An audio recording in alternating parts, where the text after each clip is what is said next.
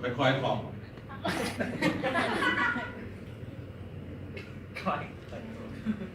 ออกปะ บอ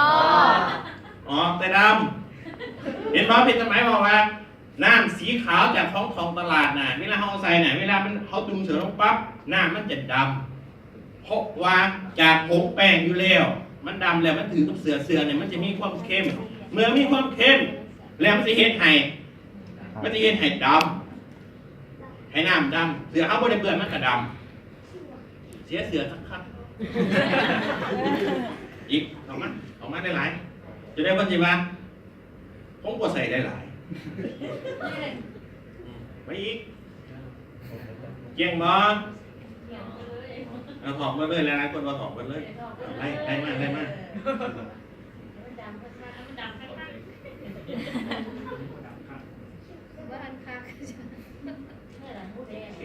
พอละเอาพวกเบิร์นกันขาวบ่ขาวบ่เลยจะมีมันจะมีน้ำมันจะไหลออกมาน้ำเป็นสิ่งที่สำคัญเป็นสิ่งที่มีชีวิตนอกจากไตสองเคยบ่เคยดอกไม่เคยกินดอกนั้นไตสองไปทำไมก็บ่เคยโอเคแต่หาว่าเป็นเอ็กซ์ตวอตมาเอาโอเคต่อมาอันนี้คือเอ็กซ์ตวอตเอ็กซ์ตวอตมันจะเป็นตัวหนึ่งที่สามารถสลายขาบมันและขาบที่ฝังเลยให้ไปแบบพริบตาโอเคอะไรมา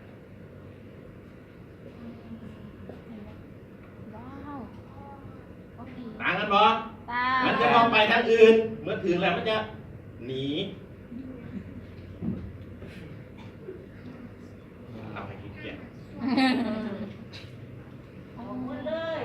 ดีบ่ดีถ้าหากแบบนี้เปลี่ยนบ่เปลี่ยน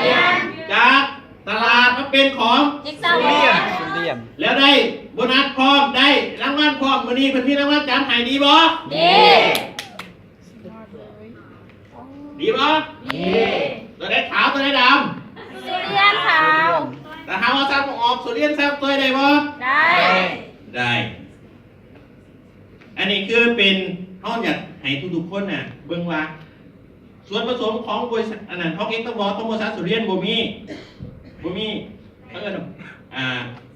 โซดาไฟมันจะบ่กัดเฮาแต่หลังจากเขาใส่แล้วเขาสามารถเอาไปเฮ็ดปุ๋ยเอาไปใส่ต้นไม้เอาไปรดห้องน้ำขี้สีกได้มองไหนเหม็นดีบ่ใส่เทื่อเดียวแล้วได้ประโยชน์หลายอย่างที่ราคาบอกว่ากองละ236 บาทถ้าหากว่าเฮ็ดบัตรแล้ว205 บาทคุ้มบ่1 บวงมักแถมบ่หลายคนขอยแห้งมั้งไปตลาดแถมเนี่ยอยู่นี่ก็มีแถมเอ็กซ์ตวอตแถมให้1 บวงเขาบอกว่า1 บวงนี่สามารถซักเสื้อผ้าได้20 ผืนซักเสื้อผ้าได้20 ผืนแล้วถ้าหากว่าเป็นทรงน้อยทรงใหญ่หันบ่นักแต่ทรงใหญ่